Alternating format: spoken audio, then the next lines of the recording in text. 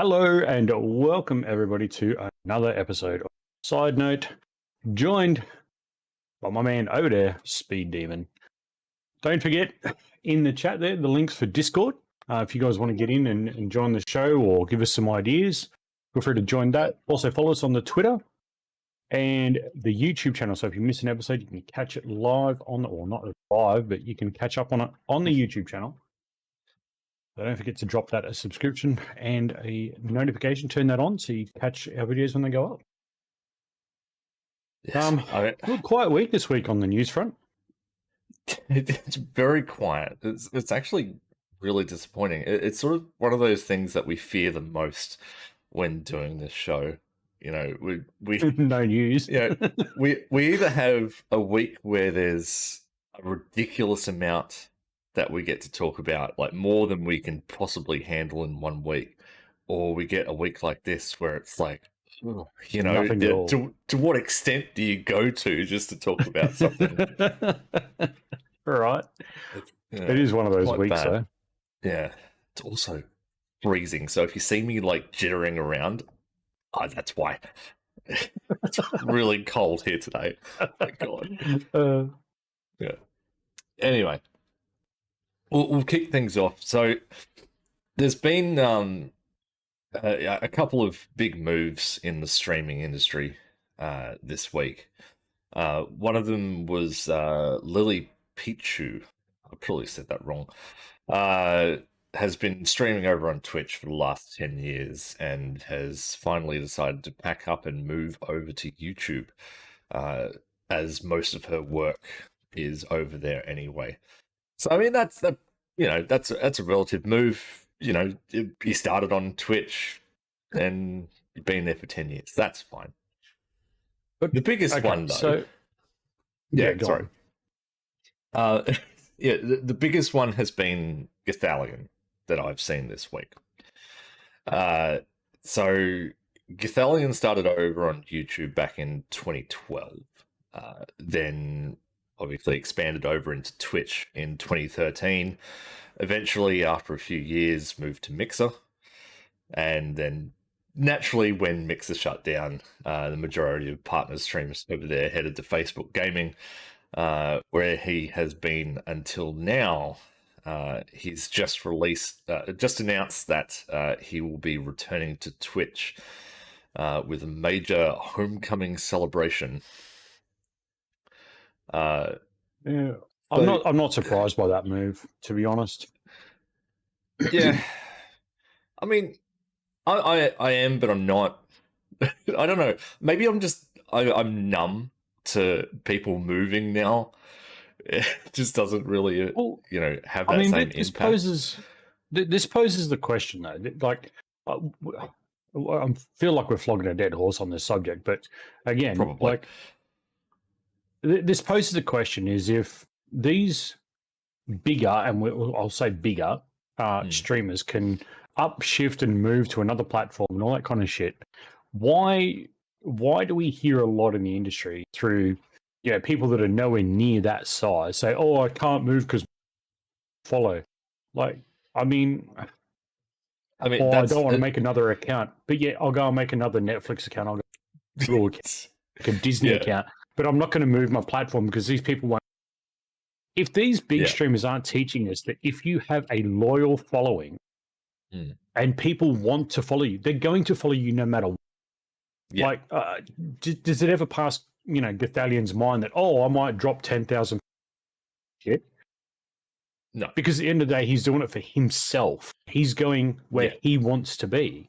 Yeah, so that's it. Why are we seeing, and again, with the likes of Trovo, Glimesh, things like that, Altair,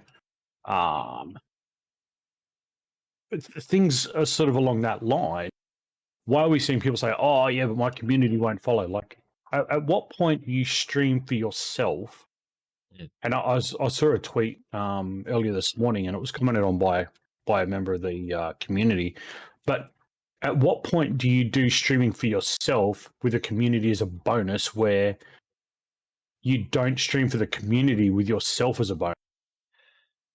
Well, it's that meta though, isn't it? People are so fixated on growth. It's all about growth and becoming popular. So it's not really about them. It's them just trying to please everyone else. Right. So And again, though, but after 10 years, you got Lily Petrie going across to YouTube, like 10 years, just up and yeah, gone. Like, well, I see you moving over. Like, yeah. again, But like I people mean, say, oh, I want to start again, but these guys are doing it. yeah. Like they're But showing you it can be done in it's a half. obviously a lifestyle choice. That there's a reason behind them moving. Um, you know, you do have to ask the question: is it for money? Yeah, it probably is. Um, they probably got a better opportunity elsewhere. I mean, some of these people. I mean, Githalian's got a massive house that he's just completely revamped.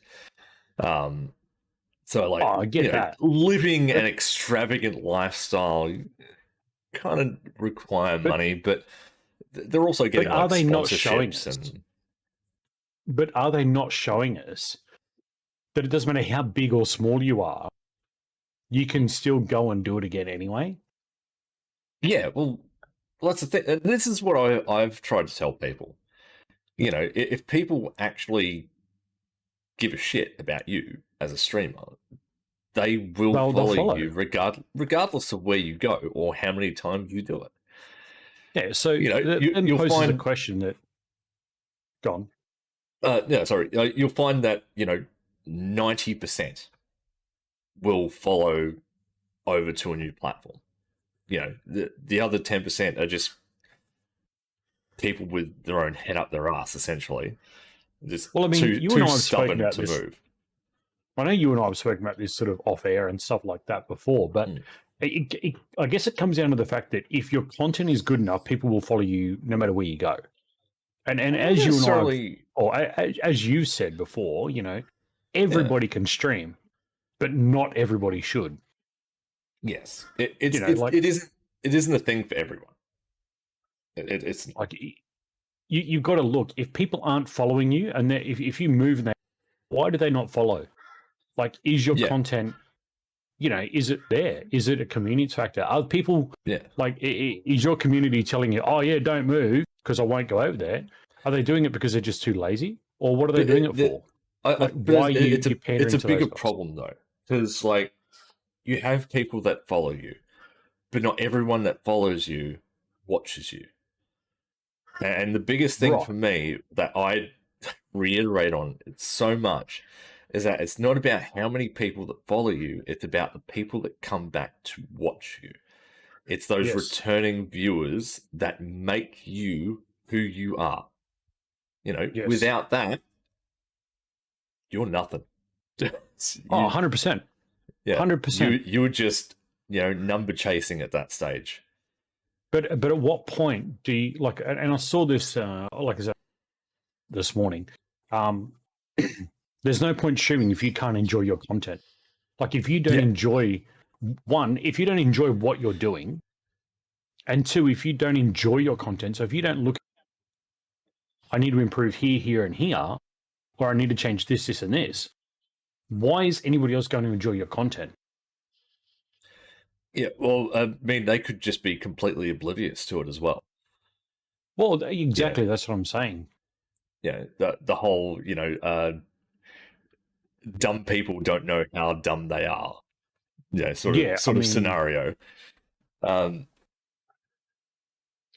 but yeah, it's unfortunately it's that meta that's just been ingrained into everyone. Everyone's all about numbers, growth, like especially the smaller streamers. They want to have those numbers there and they want to grow, and like, I respect that, I do. But if you're not happy with where you are, you got to move. And well, if you're too afraid I to mean, move, what are you doing? Like, what, I mean, who are you I doing don't it even think for? if it's like, again, don't take anything sort of out of context, but I don't think it's, Hmm. if you're not happy about like what you're doing, then move. I don't think moving is a solution. why you're not happy. Like, what is it that's giving you that feeling of not being happy or satisfied with what you're doing? Is a change necessary? Are you just getting stale because you've been on the platform for too long? Do you need? And I think that sort of falls into, I guess, self-identification. Like, you need to look at what you're doing. Are you enjoying the content? Making just because Stone Mountain's playing Call of Duty, so I've got to play Call of Duty because that's where viewers are. No, he's got a following because he started out doing his thing. Like, he found his little niche, he found his market, he did it. And that's how he got his following. Same with Ninja. Ninja found Fortnite. He got on that bandwagon early, found that little niche, and just got flowing with Fortnite. I guess in a lot of ways, it comes down to self-identification. And are you in a frame of mind where you feel you can give the best content, no matter what it is? Yeah. And I was talking to you like last week about it, and as I said to you, or even it might have been last night. But like me with my personal channel, away from this, I'm in that funk. Like I've been fighting so many issues that it just becomes a funk, and you just sort of you're a month, 6 weeks, 8 weeks, 10 weeks down the road, and you're going, oh, I haven't streamed since January this year. It's like you start getting that thing, and then that puts you in a deeper because you're not. And then you try and throw a stream up, and then you're not really enjoying the content. So you're not giving your best content. It's a stumbling block. And I think at the end of the day, the answer is quite simple. If a big streamer like Gothalion and Dr. Disrespect and all those guys can just upshift and move with no care in the world to their community, then that really should be the focus. That should be the meta for streaming. Hey, I can go wherever. I'm going to make follows. People are going to come across. They're going to see me if they want to be there. Yeah. It's as simple as that. If they want to see my content, they will come. I mean, you've had you've had Obtained Light follow you through multiple platforms. I've had community. It does happen.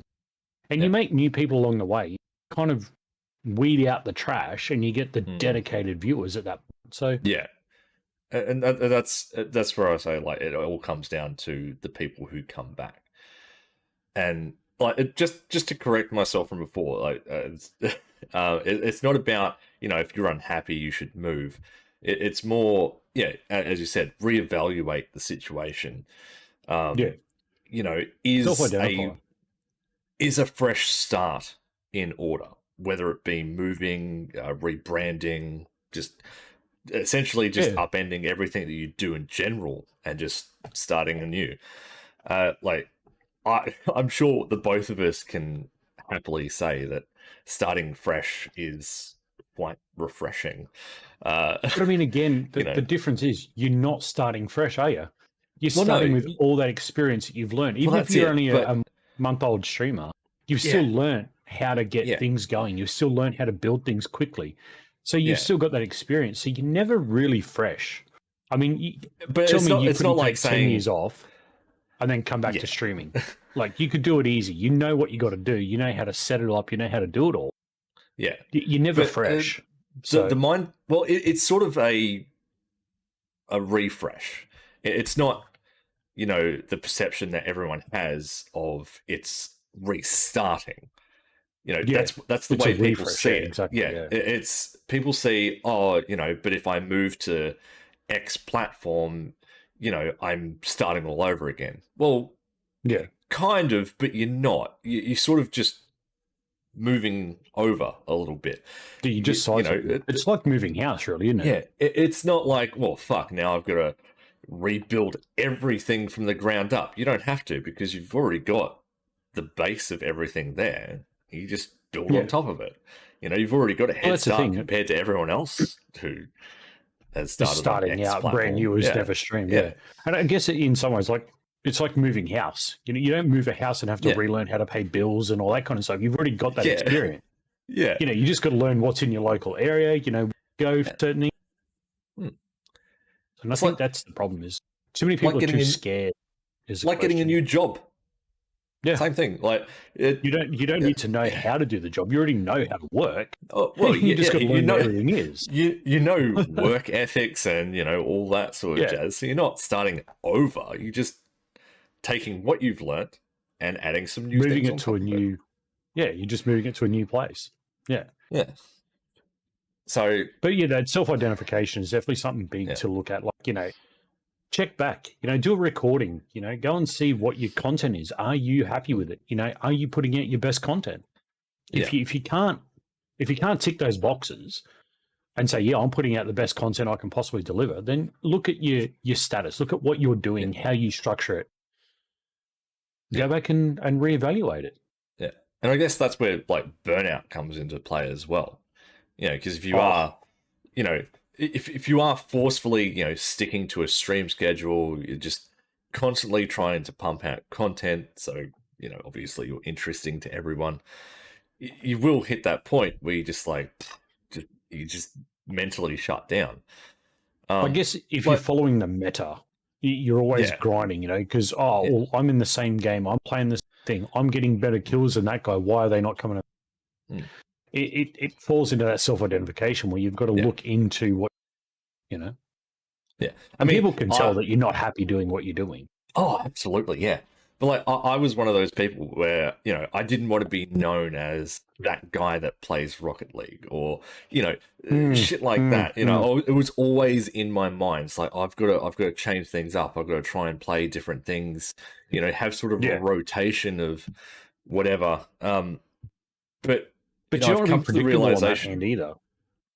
No, yeah. But I've come to the realization that it was just making me unhappy. In a weird way. It's like, because I was forcing myself to do something that wasn't in my sort of natural flow of what I want in your to repertoire, do. yeah. Yeah. So, But, I mean, you don't want to be predictable either. Like you were saying before about a schedule, it tires you out. But you also don't want to have, say, Monday is MMO, Tuesday is, racing, Wednesday is this, because you become predictable honestly, and people go, I only want to tune in on Thursdays. Yeah. Honestly, I've tried that before, and it eventually just doesn't work. It wears thin really quickly. If there's one thing I'd say to new streamers is don't get into that mindset of, I've got to have like pre-programmed days. Just don't do it. Yeah.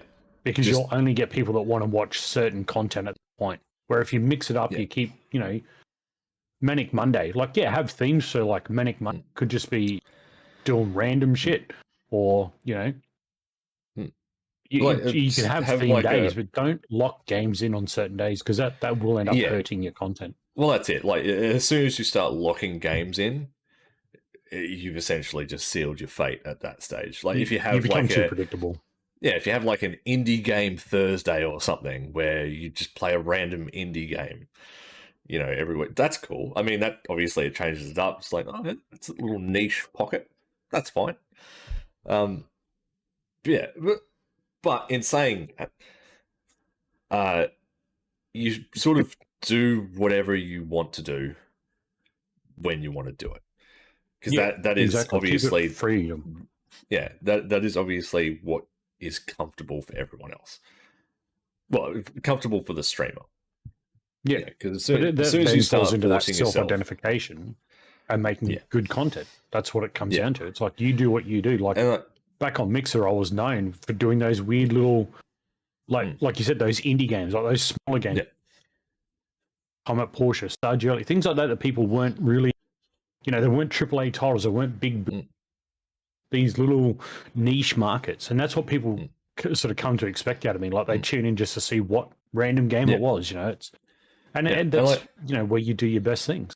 And like I've had times where, I've played one particular game many streams in a row, and I sort of get to it and the end of it, I'm like, man, I've streamed a lot of this lately. I should really change that. It just sort of clicks in. It's like I've become exactly what I didn't want to become, but I didn't really care. Yeah, you become that guy. Yeah.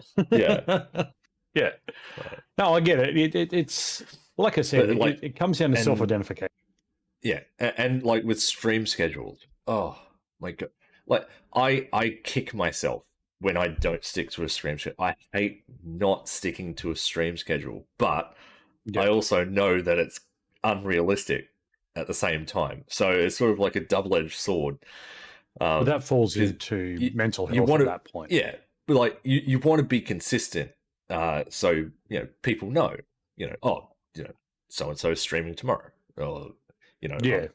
I know that they're streaming on this day. I can definitely be there for that one. Yeah. But that then comes into that point of, like they know that you're going to go live, but they don't know what you're going to be doing. So kind of in a way, it forces them to tune in to see what you're doing. But again, that pushing yourself to a schedule really does play on the mental health. So if you've got other things going on, trying to focus, I've got to be ready. You get to too drained mentally.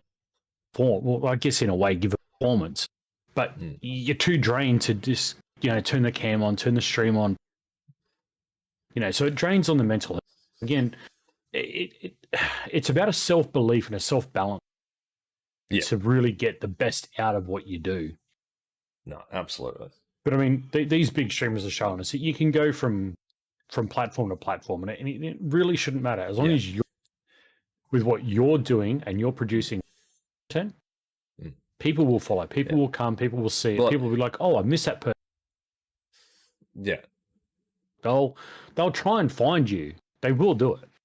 Yeah, but it does prove that the meta doesn't exist.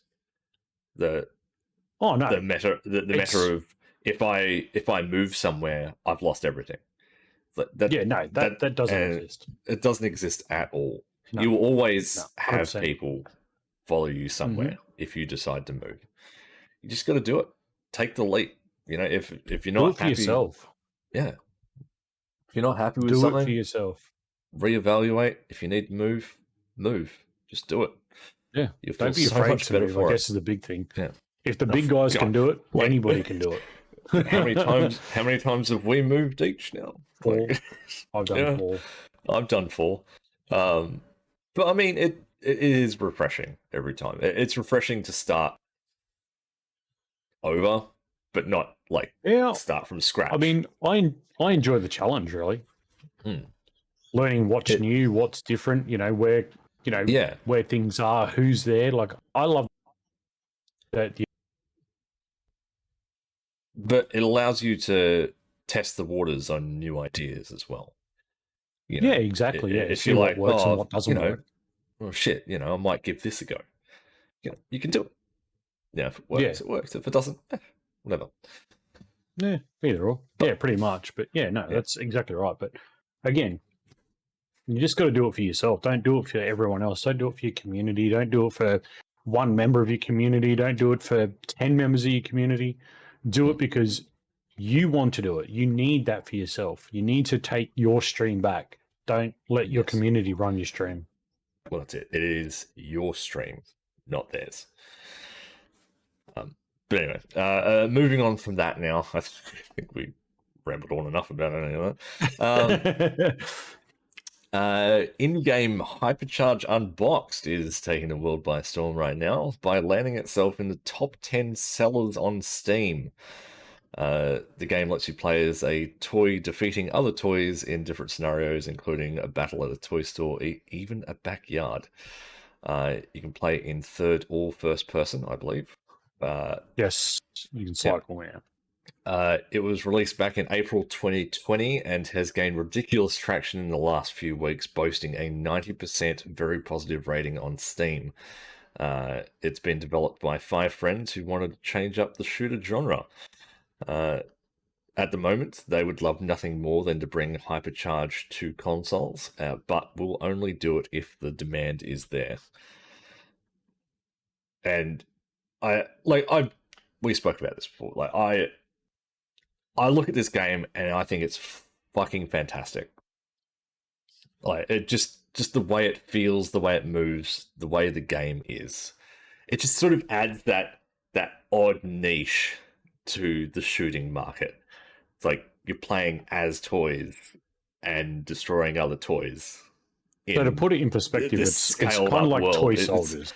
It kind of If you think Toy Soldiers the movie and the way they were beating up toys, kind of gives that vibe off. It's like Grounded gives you that Honey I Shrunk the Kids vibe. Yeah. Hypercharge Unboxed gives you that Toy Soldiers thing, and it is a really, really good. Yeah. In 2020, and it's I guess in some ways we're seeing how dull the market is. Oh, this was actually better than what credit for then, and we're starting to see the revival, people getting into these old and pulling them up and saying, "Hey, check this out." You know, they've done a lot of work to it. You know, they've added this, that, they've cleaned this up. You know, and again, I think it's definitely fun. I mean, I'll definitely download it and get back. Sure, essentially, it's been given the second launch that it deserved. Really, that.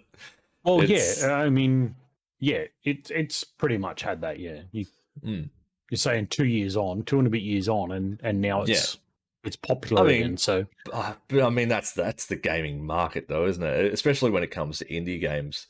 Like there could be an indie game that came out 10 years ago, and then suddenly out of nowhere, like say Markiplier, did an indie, like played that indie game on video, then bam, like popularity through the roof.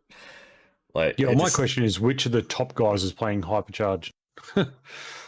Yeah, like why did it start to come back? Why is it triggered again? Yeah, someone's been playing it somewhere. Why was the big guys? I mean, it could have just been sheer coincidence. There could have just been a lot of people who found it roughly about the same time, and everyone just started talking about it again.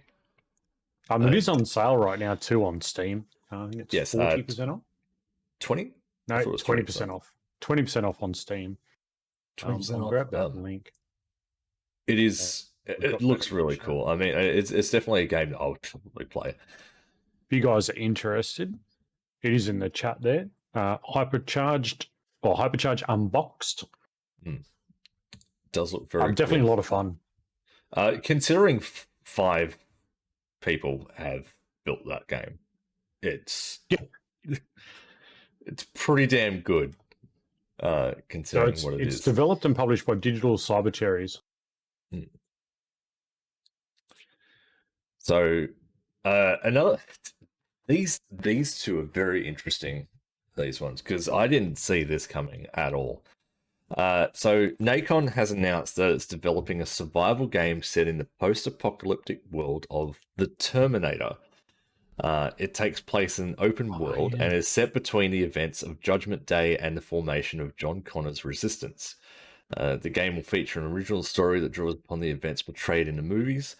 No gameplay has yet to be revealed, but we've seen a cinematic trailer showing off a T-800 hunting someone in a warehouse-like environment. Open world Terminator game. I hope it's good. The other one, I know it's sort of like it's hit and miss, isn't it? It seems a little cliche, doesn't it? It really does. It does. It kind of. I could see it being like Fallout, kind of like that. Sort of that open world. There's kind of a story there, but there really isn't. Sort of. I'm kind of getting more of a Far Cry feel from it, to be fair. From what I'm reading, I'm kind of getting more of that Far Cry-ish feel. Yeah. But I mean, time will tell. We'll have to wait and see. Another game being developed from an old movie favorite is RoboCop. RoboCop Rogue City has shown off its first gameplay and revealed lead character Alex Murphy with the full likeness of original actor Peter Weller, which is pretty cool. I believe it's the same voice too, or at least like some sort of computer-generated voice that sounds like Peter Weller. It's aiming for release on PC, PS5, Xbox, and Xbox Series X and S. RoboCop Rogue City will combine first-person shooter gameplay with exploration of Detroit and multiple-choice dialogue. It looks interesting. Have we seriously become that stagnant in games? We've got to look to movies now. Like, are we seriously at that point now where we don't have that much envisionment for games that we've got to go to old movies and go, we could turn that into a game. Let's do that. So you look at the movie sector where they they're doing the same thing, falling short in ideas. So what do? They reboot an old franchise. That's just what they do. So, I mean, how have we lost imagination, originality? How have we lost that? Like, where did it? Like, did it stop when we started putting warning labels on everything, and we have to just follow this? Christ, it's more the risk that's involved. I think it's the risk of these big AAA companies that they don't want to take that risk of doing something new, because if it's new and original and it falls flat on its face, that costs them millions. So they're not willing to take the risk like they used to do. That's why you see indie devs really pushing the mark right now, because they can afford to do that. Do you think, though, that there would be more pressure on getting a movie to game transition right rather than just making an original game? Because the way I see it, if you're going to take something as iconic, and you just touched on both of them, Terminator and RoboCop, if you're going to take those two movies, turn them into games, you have a very big failing window of opportunity. Yeah. Sure, it could be successful, but I think talking personally, about, you've got more chance to fail than succeed. Yes. I mean, you've got two cult classics. Like two big name franchises that are just deeply ingrained into everyone. Like, RoboCop for me. Oh my god, I loved RoboCop, still do. As gory as it can be, especially in the first one. It just holds that place for me, and it is that fear of it's cool they're making a game out of it, but if it's bad, yeah, but that's what I'm saying though.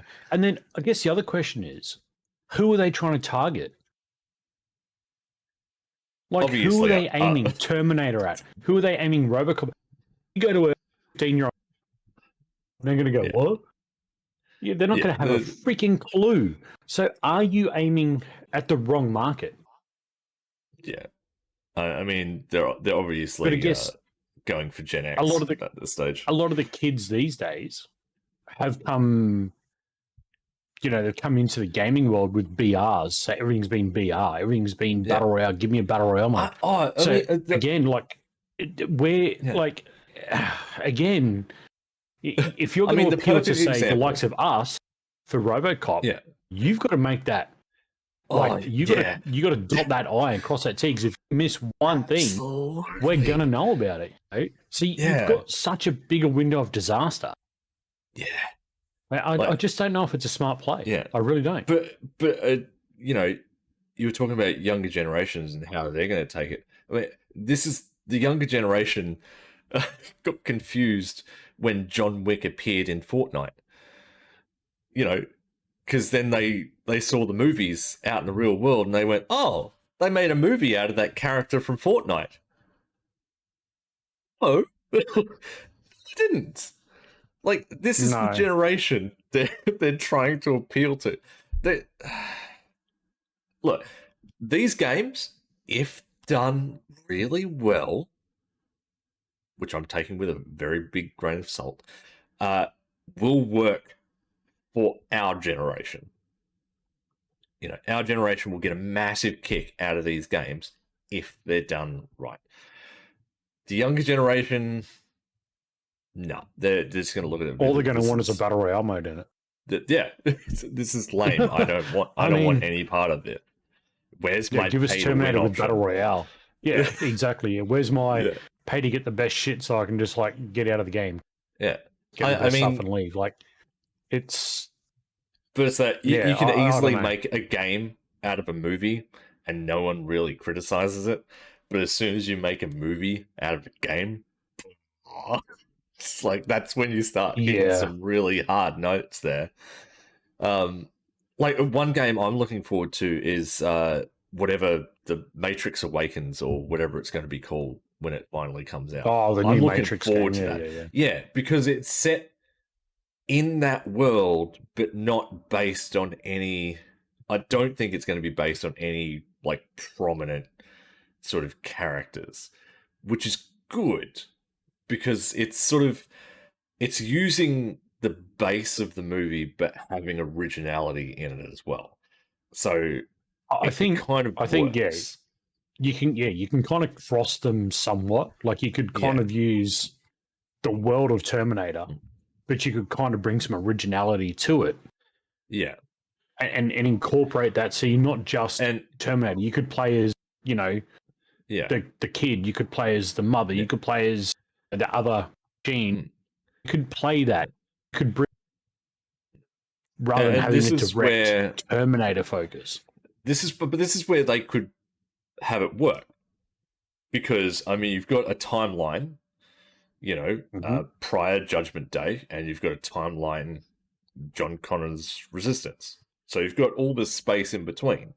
Oh, yeah. So if you make a very compelling story that fits into the lore and fits into the movies, you got a golden game. I mean, it's going to work. 100%. 100%. Same with RoboCop, but from what I've seen, it mixes.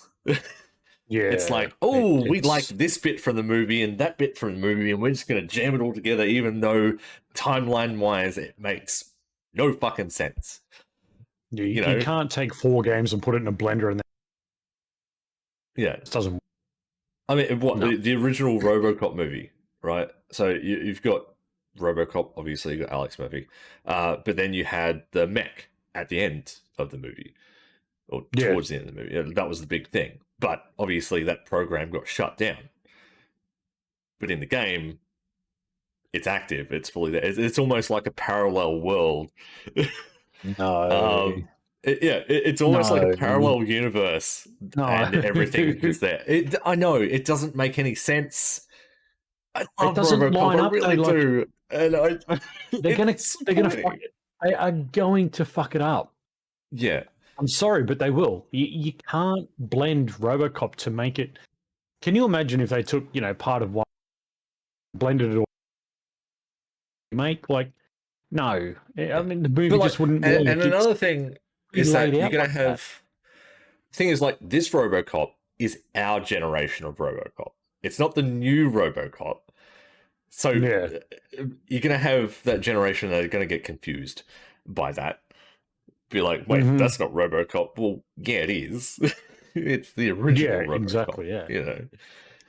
But why not give us the story in, say, starting from the beginning and then working, not necessarily movie, working through like a campaign, like as a RoboCop, what would a RoboCop do? Okay, you're going to set it in the world, but see, I could envision that point instead of just essentially just walk around, shoot them up, sort of, do a couple of missions, kind of RoboCop thing. I would envision, Detroit Become Human, right?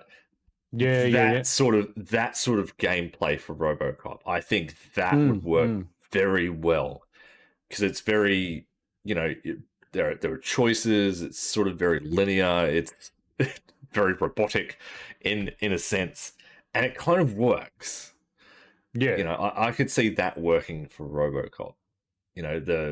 Run around, shoot 'em up, definitely for Terminator, but I don't know. It's, take it with a grain of salt at this stage until we get our hands on it, and then we'll make a definitive choice on how bad it is. On to other things, though. Rockstar Games has begun teasing its next GTA Online update and confirmed that it will center around players joining law enforcement. Rockstar stated that the new update is coming to all platforms in just a few short weeks and will add new contract missions as well as allow players to join the IAA. Details are scarce on the update, but it does seem like this goes against the rumors of an update centered around Michael from GTA 5 story missions.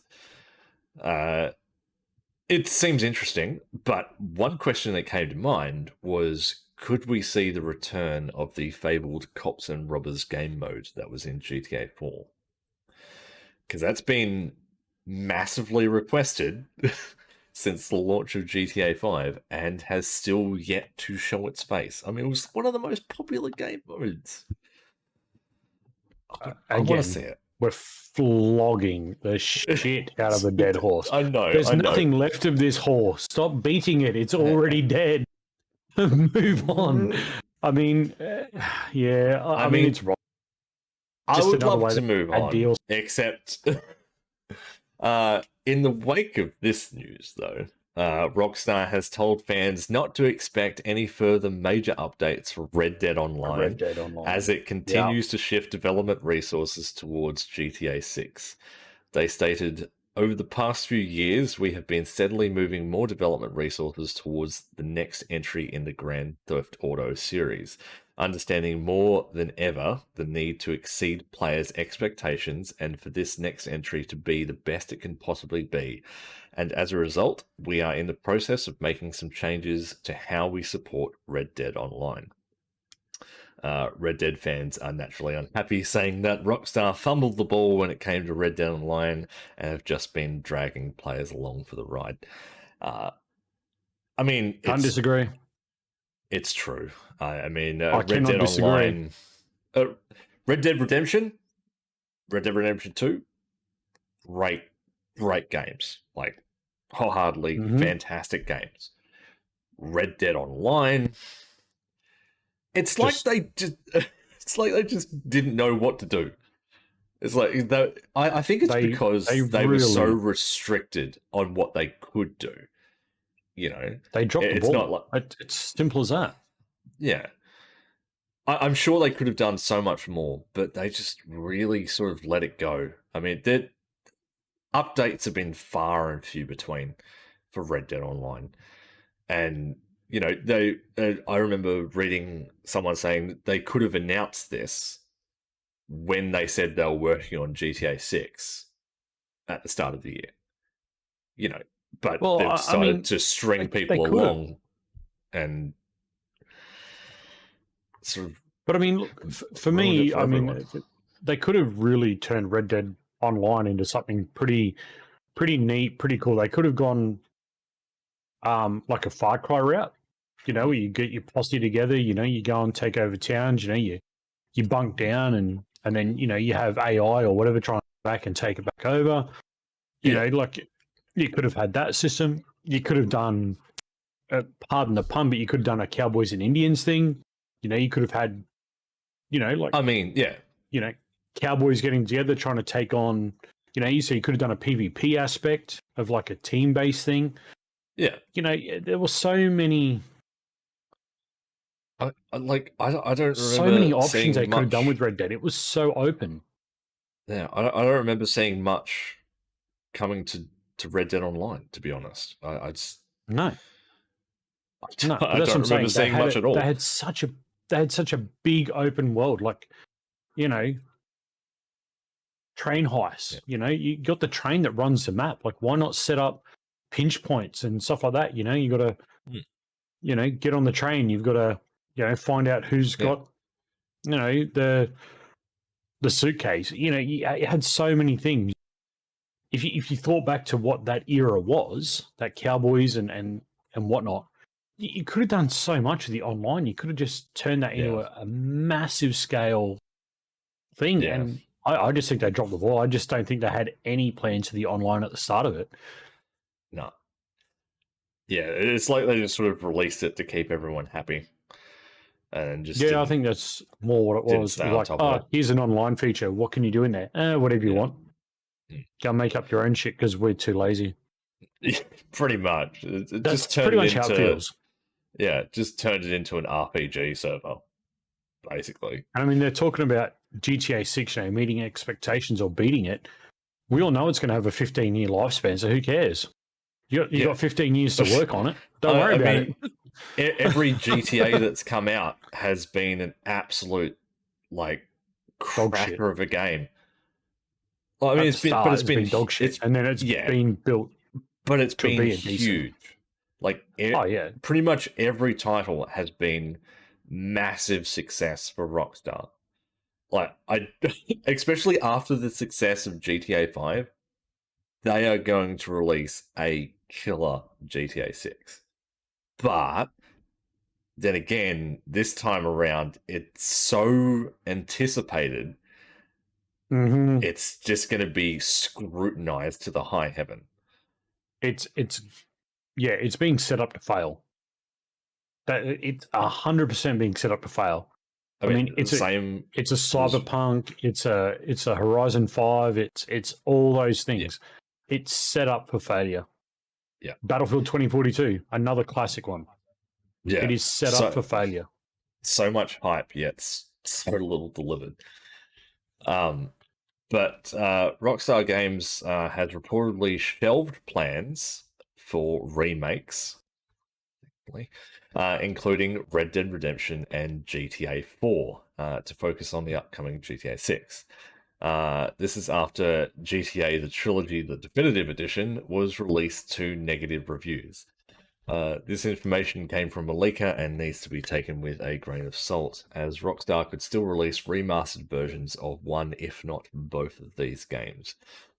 I honestly hope that whoever this leaker is, that they are correct and that they have shelved these plans of a remake. I don't want.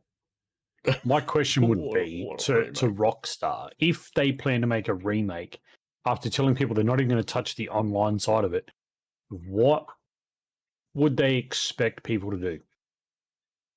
I mean, but like, why would you even consider doing a remake after GTA announcing the that you're not going to touch it? Yeah. Well, I mean, the trilogy was a console port to mobile that was then ported back to console, and it was just it was a mess.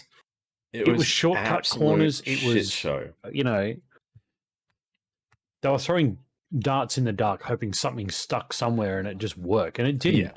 Yeah. It was a disaster. I don't see the point in remaking Red Dead Redemption. To me, that's pointless. You know, there's only what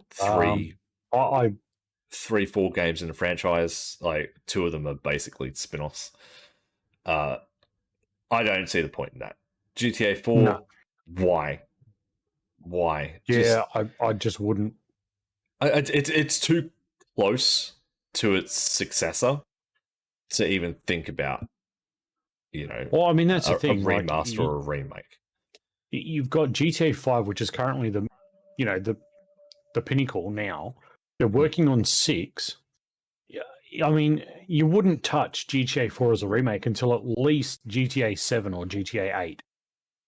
Yeah, I mean, it's going to hit that. It's going to hit that age bracket essentially. Like it's like, oh, yeah, that's that game from way back then. You know. Well, I mean, you're saying that, but I mean, it is what 10 years, 11 years old because GTA 5 has been freaking nearly 10 years now. I mean, even Red Dead Redemption's quite a number of years old. So that was 360 based. So yeah. I don't know. I think it's just silly. They should just not. But they've said they're not going to touch the Red Dead Online side. So why would they make a Red Dead remake? Like, it just doesn't make any sense. You're just cutting your own foot at that point. I don't know. It's just stupid. I don't know.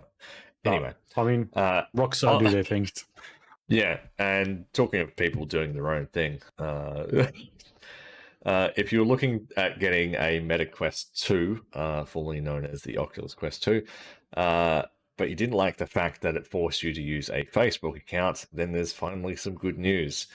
It looks like Meta and Mark Zuckerberg have finally realized how stupid this limitation is. Starting in August this year, you will instead be able to sign up for a Meta account to access your Meta Quest headset. This will be different from a Facebook account and will not require any connection to the Facebook site. Interestingly, a Meta account will become a requirement If you have a Quest connected to a Facebook account, you will need to create a Meta profile starting in August. If you're using one of the older Oculus accounts, you'll have until January 2023 to migrate that account. Of course, the Meta account will still require a ton of your personal information.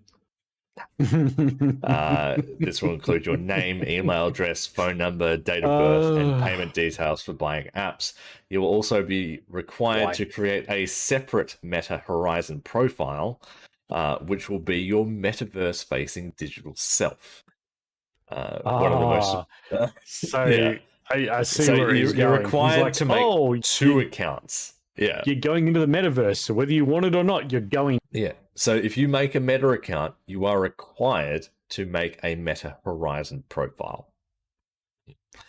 So here's the thing: don't buy an Oculus. Done. I mean, I would really like to buy an Reverb or something. Well, sorry, a Meta Quest. It's a Meta Quest now. One of the most surprising new developments here, though, is that Meta will allow you to create multiple Meta accounts, as well as multiple Horizon accounts. With a new Meta system, you could have multiple accounts for various reasons, say one for your gaming life and another for your work life. So, I mean, that's a plus. But I don't want to make a Meta Horizon profile. I want to buy a headset, put on face, plug into computer, and play games. I don't want the bullshit. I just want to put it on my head and play. Play games, use credit card, buy game. Yeah, that's it. It's pretty simple concept, but for some reason they just really want to screw the pooch on this one. It's Mark Zuckerberg. Is there anything he doesn't touch that he screws anyway? But it's like okay, we've realized. I just don't want him to touch me. You don't need a Facebook account now, so because everyone cracked the shits over that, so we'll take that away. But we'll make you make this brand new Meta account that's not linked to all your personal data on Facebook, but we're going to require all your personal data for you to make this account. Plus, you're going to have to make this other account, otherwise we can't give you that account. Can you this just doesn't. It would be. We're probably going to touch on this subject in a bit anyway, but it would be exactly like Elon Musk tying Twitter to a Tesla. So you've got to sign into your Twitter account on your Tesla so you can drive your. Like, what the hell? Yeah, I mean that's also something. So speaking of Elon Musk has officially called off the Twitter acquisition deal. Musk declared on Friday that he would abandon his controversial $44 billion offer to acquire it. He blamed Twitter for the collapse of the deal, as he claimed that the microblogging platform had not provided enough information about fake accounts. Quickly responding to Musk's decision, Twitter stated that the company would sue Elon if he committed to backing out of the deal. Twitter could have asked for a $1 billion breakup fee. Instead, the company appears to be gearing up for the fight for the completion of the Twitter acquisition deal, which was approved by the company's board. Oh, Elon, why are you going to make things difficult? I mean, the simple thing is, if they can't provide how many bot accounts or how many are fake accounts, I mean, that should be in their data. They should be able to track that. All right, so if Elon can prove that they couldn't show that information, okay. I mean, he's kind of in the clear. He has the right to back out of the deal, blah blah blah. But on the other hand, if they decide to sue him and it goes in their favor, it's not going to look good for Elon. Oh, if they sue him and it goes in their favor, all he's got to do is hand over $44 million to Twitter. Who cares? Fucking do. I mean, but all the conflict around this Twitter acquisition. He won't be handing over $44 million. It would be more Like it'll be more a settlement fee. So instead of like the what was it, the $1 billion that they could have asked it for. was. I read it in there. If they sue him, it'll basically force him to buy Twitter. Ooh. So it won't matter. So he'll still own it no matter what. Either he pulls out, they sue him and he owns it, or he goes and buys it and he owns it anyway. But I mean, at what point do Twitter seriously think that they can't align these accounts? Like, I mean, he asked for this months ago. Yeah. And he's now at a point where he says, well, hey, I'm going to pull out because you can't supply this data. Like, how hard is it for Twitter to actually do certain things? I mean, we've all seen it. We've all had those accounts that just appear on our feed going, oh, you look at me. It's like, no, I don't want to look at you. I have no data thing. It's zero. Hello, I am loving Russian bride. Please date me. Give me $1 million. yeah. I mean, it's there. Like, you can't tell me they can't provide that information. I think more to the fact is they know how much is there. And once it's revealed, Twitter's worth nothing at that point. It's like Twitch, isn't it? Twitch revealed, all the dodgy goings on that happen in the background for streamers and viewers. If that came to light, bad news for Twitch. It wouldn't be as big as it is. Let's say that it wouldn't be as big as it is, but it wouldn't be good. But can you imagine, like, with that Zuckerberg Quest thing, and even with the Elon thing, could you imagine if you posted something that got you a 2-day ban on your fucking Twitter account?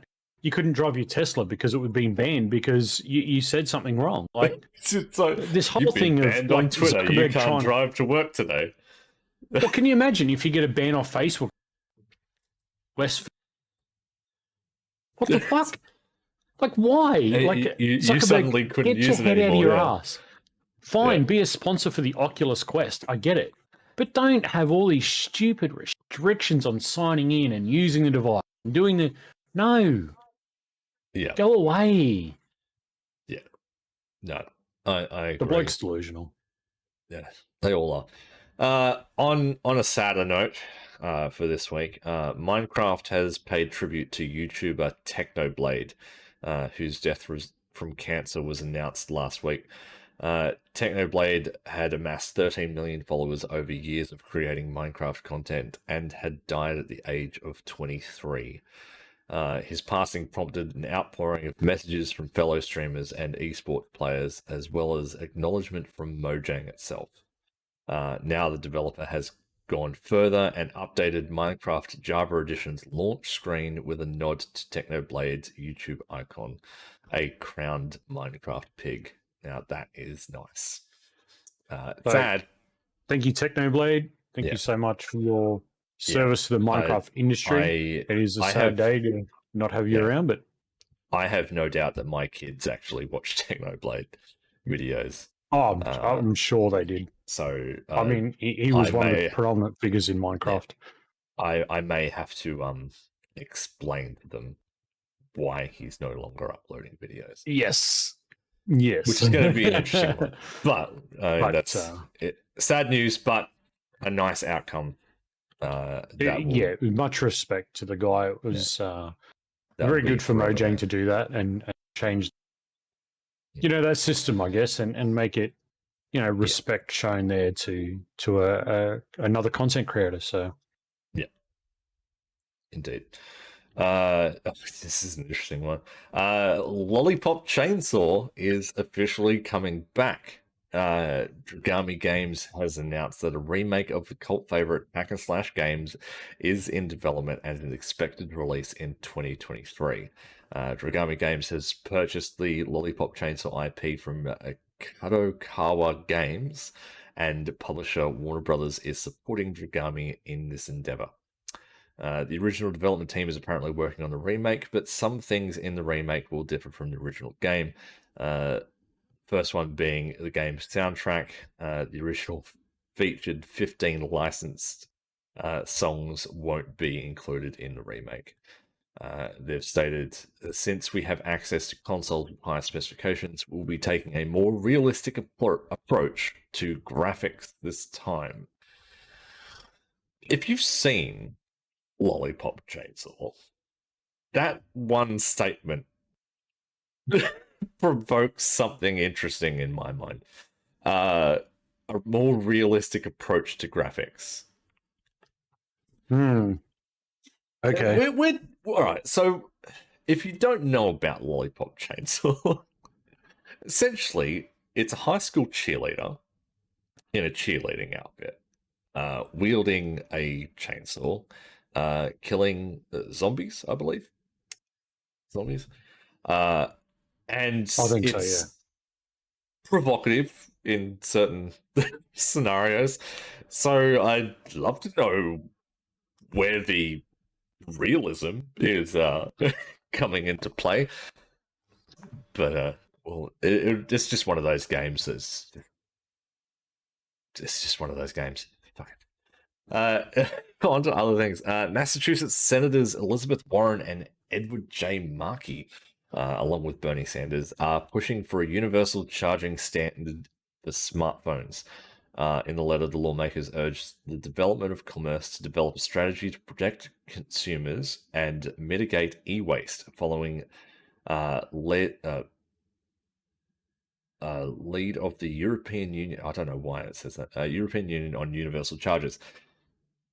It said consumers shouldn't have to keep buying new chargers all the time for different devices. We can clear things up with the uniform standards for less expensive, less hassle, and less waste. In addition to unnecessary expenses for American consumers, disposing of and replacing chargers generates e-waste that leads to environmental damage, including spreading toxins in water, polluting soil, and degrading air quality. Discarded and unused chargers alone generate more than 11,000 tons of e-waste annually. So, I mean, already in the EU, with they're trying to push for the universal standard. Yeah. I'm all for it. I mean, it should always USB have been Type C the all the way. Everything from it should always have been the case. I mean, from but it controllers, like even a lot of the new controls now are USB. You know, like it should just be a standard. You know, but there were... we did it with monitors. We did it with monitors. We got rid of the VGA. We went to DVI. Then we went from DVI to HDMI. We went to DisplayPort. It just seems to be a standard across anything. Like, you know, just straight up bang. This is the way it is. You know, consoles. Why can't we have the same thing with consoles? I mean, you should be able to take that lead and plug it into that console. Like it should be the same. You shouldn't have to go searching for a different pin structure or different this. It should just be a case of that's what it is. You know. Yeah. I'm all for USB Type C on everything. Everything. Yeah, absolutely. 100%. It's so external easy. Drives, everything. Everything should use USB Type C. Oh my god! It should. How much easier would life be if that were the case? But I'm all for it. 100%. Stick the finger up to Apple. They can go fuck themselves. I mean, Apple's always been the ones with some sort of wanky proprietary charging application. I mean, you look. Well, they took the USB-C and they inverted it, didn't they? And called it Lightning. Yeah, it's literally just the pins being on the inside. They put the pins on the outside. Like it's literally the male equivalent of the USB Type C. That's what that is. Exactly but right. But you look at way back when the original iPhones were out. At that stage you had phones that were using micro USB, micro USB, and I think it was basically just micro USB at that stage. Yeah, it was just micro USB then. Yeah, there wasn't that much variance between like different chargers, and then Apple came out and went, "Ta-da! New phone, new proprietary plug." just to fuck everyone. It was like, well, if you're gonna buy Apple, you need to buy all of Apple, and that's what they've stuck to this whole time. And they went from that innovating long plug, didn't they? It was a long flat plug. Yeah. And then they went to and that you'd have to plug it in, but then it wouldn't work, so you'd have to unplug it, plug it back in, because it was all like because there were so many pins, you could easily just get it just wrong. bend one or scratch one or whatever. Yeah. No, that's why I was happy to go to my Samsung Galaxy S9. Thank you, USB Type C. Yes, But, Oppo. yeah. USB C. Type C. It fucking works. Love it. It works for everyone else. It's Why not just just so use it? much better. Anyway, but it sort of flows into like other arguments of, why can't monitors be powered via USB? Why can't display be via USB? Yeah, I know they can. It's just like, why can't they it? could very well be done. I know. But it's weird things like that. It's like where do you stop making everything use USB essentially? Yeah. Because you could use USB for literally every application. Oh, 100%. Every application. Like I mean, look any at your webcams, wire. look at your microphones. They're all USBs. Headsets, Yeah. mouses, joystick, wheels, everything's all pedals. Yeah. Like, fuck. It's called a universal bus for a reason. Because it's universal. Anyway, so the US has retaken the top spot in the world's supercomputer rankings with the exascale Frontier system at Oak Ridge National Laboratory in Tennessee.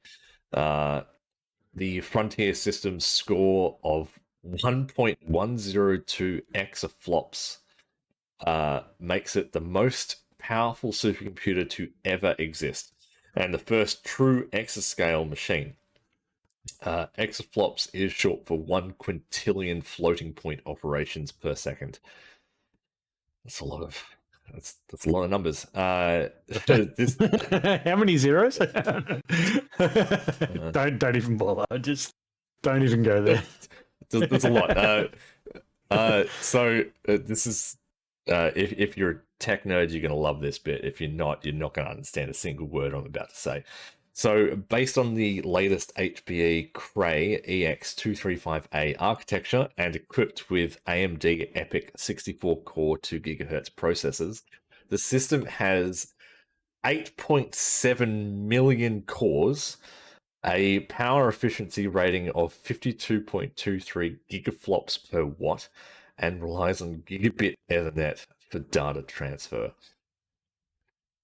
There's some big numbers there. Man, what? Hang on. So, wow. Yeah. Wow. That's a wow moment. I mean, what? There's 64 cores. That's a lot of CPUs in that. That's super. And the thing, right? Let's go back 50 years. A supercomputer was the size of a fucking house and had the power of a calculator. So, but it was fast, man. It worked. At the time, it was phenomenal. Yes. Can you imagine what your PC, like the one you have today, what that would have been when computers first came out? Like that would have been fucking mind-boggling. Would have been the size of my fucking couch. Actually, no, it wouldn't have been. No, this thing right here would have been the size of half a house in comparison to the technology that's in it. Fucking crazy, isn't it?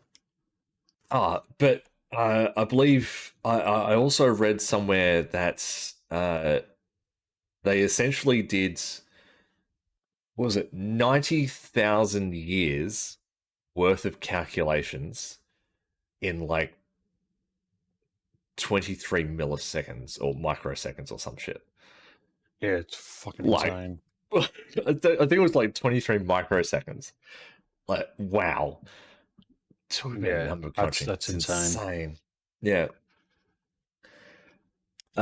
This is interesting. So a New Zealand maker named Ancient James has rigged the teeniest, tiniest monitor possible to what appears to be a blue 3D printed Lego brick to run Doom. The blue piece holds a very tiny circuit board with an ARM Cortex M0 processor, 16K of flash memory, and 4K of RAM. The screen used is a 0.42-inch OLED display with a resolution of 72 by 40. It's like super super tiny, like ridiculously tiny. I think it's just he reworked the game in order to get it to work. Naturally, he had to cut it back because the game itself wouldn't run properly on it. But you guys want to see that link is there. It works, and it's stupid. It is ridiculous. But if you guys want to see it, that is the link there. It's Go and really have a look stupid for yourselves. This comes off the back of another incident that happened where someone had put Doom on the McDonald's ordering screen. There is no stopping where Doom will end up. Absolutely not. This one. So according to a source, Sony is working on a genuine professional controller for the PlayStation 5, and the company will reveal the new hardware in the coming weeks. It's believed the code name for the controller is Hunt, which will have several interesting features, including removable analog sticks, trigger stops, and rear buttons. Pictures of the controller keep the classic PlayStation 5 style, but show a few key differences.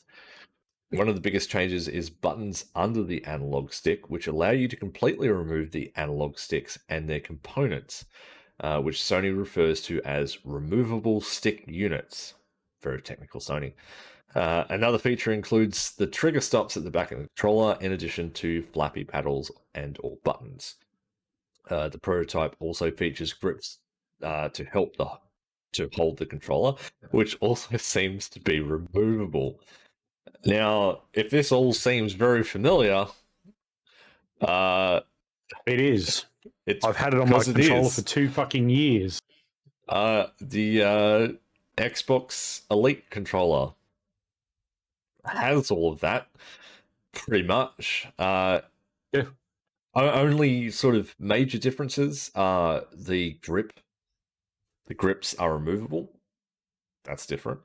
And the analog sticks that are removed can then be used as buttons. I don't know why you'd want to do that. That just seems really fucking stupid. But, I mean, it's basically like, oh, everyone really loves the Xbox Elite controller. Let's make our own now. It's like, but I've had those trigger stops. I've had those paddles. I've had the removable sticks for 2 years. Yeah. I mean, PlayStation. Well done. About time. Congratulations. Pat yourself on the back because they're really behind slow, the joke again, aren't they? They just don't know how to. They just like, oh, so far everyone, we've come up with this fantastic new idea, and everyone, all the PlayStation fans are like, new ideas. I love it. I love that idea. And all the Xbox fans are like, we've had that for like 5 years now. Xbox is looking at the watch going, only took you 2 years. Good job. but it's the whole can I copy your homework scenario. It just seems to exactly it. Oh man, it's like they don't know how to come up with original stuff, and then they just wait for someone else to do it and be like, oh shit, that was actually a pretty good idea. We should copy they're the epic games they're the epic games, aren't they? Like, oh look, Apex is doing revives here. Oh look, that got care package. Put that in for it. It's like fucking, it's literally like they're just waiting for something to come out and be like, oh, that's a great idea. How do we do it? We can't come up with any new games. Wank. But it's like the games. Oh my god. Oh, the games. Just remake after remake. The games.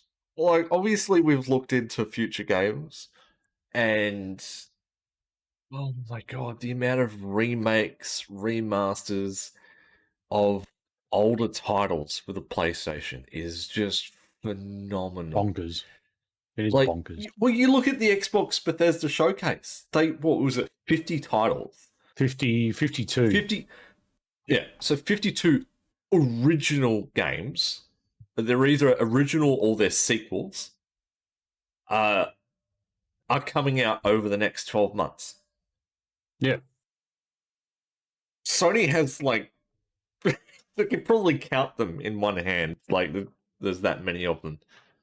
Yeah. Like the rest of them are just remakes, remasters, or just oh man. Like even the original games are just cringy. Mm-hmm. Like, I mean, have you seen Stray? Why is that a game? It's Stray Because game. cats. Because cats. Why? Someone sat down and was like, you know, it would be a great fucking game playing as a rogue cat in a cyberpunk world. That would be really cool.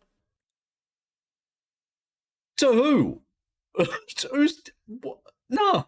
To the PlayStation nuts. Because they love it. We've got nothing better to play. Let's play as a cat.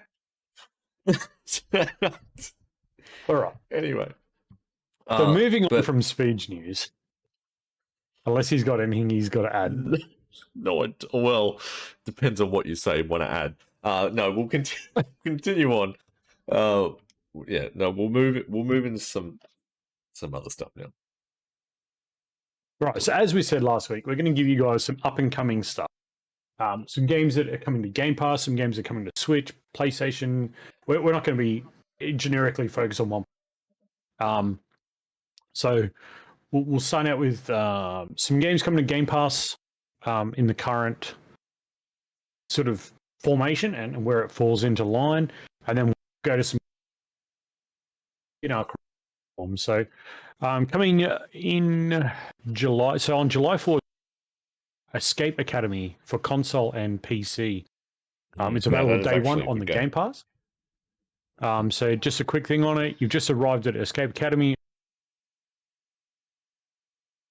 Play over a dozen masterfully handcrafted.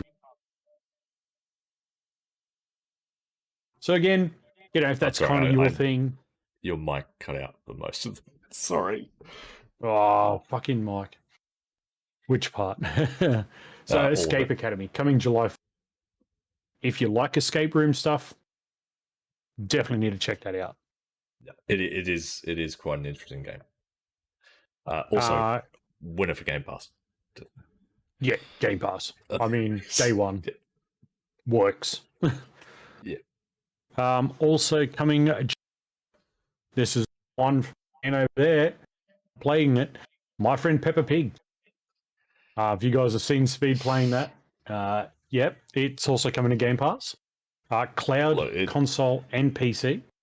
Yeah, it's the easiest 1,000 gamer score you could possibly get. Honestly. Definitely play it when it's on Game Pass if you have access to Game Pass. Do not do what I did. Don't spend $60 on it. Spend $60 on the game. Don't do that. It's not worth it. Also coming July 14 is Overwhelmed. See? Yes. Sounds quite interesting. You're outnumbered, low on ammunition, and the paranoia sets in. Overwhelm is an action horror world platformer. So if that sounds like you, then definitely grab that. Also, July 14, Paw Patrol the movie, Adventure City Call. So cloud, console, and PC for that. Might give that a go. That looks to be pretty decent as well.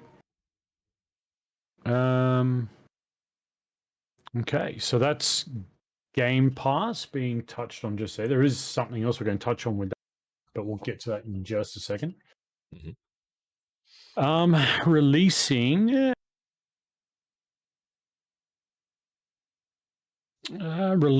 on the Nintendo Switch July 12 is Forged in Shadow Torch.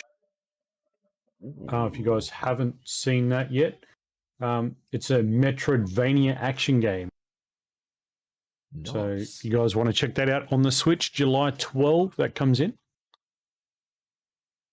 Also releasing July 12 is Time on Frog Island. This looks really cool. Releasing across Xbox, Switch, PlayStation, PC, on Steam. I believe will be the PC version. It'll be there. So that's Castaway on Island Paradise, complete with cast of friendly frogs. Enjoy sandbox island life and explore at your own pace. So again, it's another sandbox.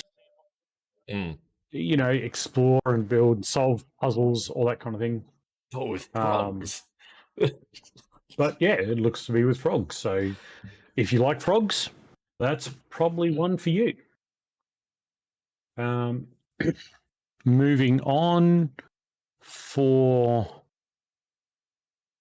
also releasing July 14 on PC is Clanfolk. So Clanfolk is a medieval colony sim set in the Scottish Highlands. Harness your environment to survive, fish, gather, hunt. Again, it's another sandboxy survival, you know, all that kind of stuff. So again, that's on July 14. It looks to be a top-down. So everything seems to be from the top. So it looks pretty cool. Oh, like like isometric sort of Age of Empires sort of. Yeah, it's kind of like that. It looks kind of like 16-bit graphics. It's not a big high resolution, but it does look like a pretty cool game. Cool. Obviously releasing July 14. This is going to Game Pass day one. It is going to be huge. Power Wash Simulator. Finally releasing. Game Pass for Xbox Series X, S, and Xbox One will also be on the PC. Again, something you guys won't want to miss. Like the huge... Power Wash Simulator, cloud, console, and PC. So if you haven't got it, get into it. It's a good wind down release game. It's a good just chill out, have fun. Just wind down. It's a good relaxing. It does have co-op, so you can do the game with friends. Yeah, up to 6 people. Only on certain things. Yes, only on certain special jobs. Only on certain things. But there's, as I covered last week, like there is a massive update dropping. Oh yeah, when that it's launches, huge. Like there is so much being added, like a ton of new maps, massive special jobs. It's hours of fun. If you haven't seen us playing it, and I know Speed was playing it the other day, it is next level stuff. It is there. It is good fun. So definitely look for that on July 14. Now, July 15, this is actually quite an interesting little game. I'm not sure how I feel about it. It's coming to PlayStation, Xbox, Switch, Stadia, and PC. I don't know how I feel about it. But anyway, this might be up some of your guys' alleys. DC, League of Super Pets. So if you guys are unaware, the DC League of Super Pets in the adventures of Crypto and Ace. Now, I suit up as super dogs Crypto and Ace to uncover Lex Luthor's plot to petnap Metropolis strays. I have seen gameplay on this, and it does look like one of those. I don't know, it has elements like those mobile games where it's basically a runner, and you're just running down this one path, and you gotta flick to the side and jump over things. It looks kind of like that, except in a more of a 3D environment. I'll give it a fucking go. I'm not scared to give it a go. I mean, I'm already paying for Game Pass. May as well, right? I don't think it's going to Game Pass. No, don't upset me like that. It's not a Game Pass. No, it's not Game Pass. Unfortunately, it is on Steam. Planned release date 15th of July. There's no numbers on it. Nothing. Depends on how much it is, I guess. Will determine whether or not I play that one. But yeah, if you guys like DC, you want to get involved in that, the pets, the dogs, the one, what was it? It's Batman. Was it Batman? I swear it was. What did they say? What did they say? Suit up as Superdog's Crypto and Ace and get ready to soar through the skies. Yeah. When Superman and Batman's favorite caped canines uncover Lex Luthor's plot to pet nap Metropolis, Australia. So yeah, you're Superman and Batman's dog, basically. Yeah, it looks like it could be a bit of fun. You're the superheroes' pets. Yeah, so it could be a bit of fun to bounce around and have a bit of a play with. Yeah. But yeah, so that's the world of gaming this week. As I say, check out Game Pass. This week's got some big cracking games coming. A lot of fun, a lot of opportunity to play with friends as well. There are other games coming, which we will obviously talk about in later shows. But there are some weeks where there's some top-notch titles coming. Tell you that. What we'll do is we'll break it down for you guys per week, so you don't get lost in a month's worth of games. So each week we'll just update you with what's coming in. And then the next show we'll obviously update what's coming in that current week. So like I say, be on the lookout for some of those games. We'll post them. We'll drop the Steam links into the Discord. If you guys haven't, that would be a good point to start. We will have, like I say, the Steam links there for those games, so you can what's up to date. I will also try and put links to those games in the description of the YouTube video as well. Yes, we will do that. So yeah, check on those different things. There'll be a channel. It'll probably go up today, I would say, for those games. We'll probably work that out and get those in for you guys there to check out. But again, if you haven't followed the Twitter, please give that a follow. Jump in the Discord. You want to be on the show? Let us know in the Discord. We'll get you on, talk about news, talk about games that are coming, all that kind of stuff. If there's something you guys want us to touch on, if there's something you guys want us to chat about on the show, come on into the Discord. Let us know. Like issues in the community or issues on whatever platform. On platforms, or community concerns or any new features or anything like that, we'd be happy to talk about.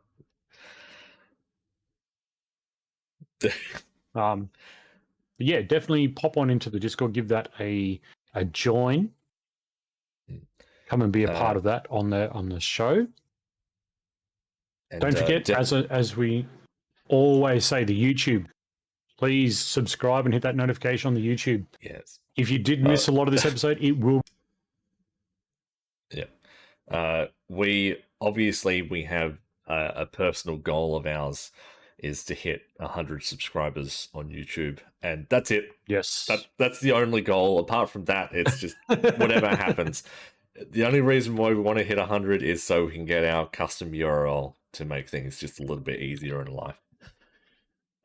So you're not having the jumbled mess. The UCU_KJXLO. Yeah. No, let's get that to 100. Let's grow that to 100. I'd love to have that custom URL. It just looks so much. YouTube.com/side note. It would be beautiful. It would be nice. But anyway. All right. That's going to wrap us up for this week. Once again, thank you guys for tuning in here live on Glimesh. Thank you to YouTube if you're going to watch this episode later on. Thank you for tuning in and watching. Really appreciate you guys. And we will see you next week with some more news, more upcoming games, and some more interesting topics to talk about. So, stay safe, be good to yourselves, and we will see you next week. Bye for now.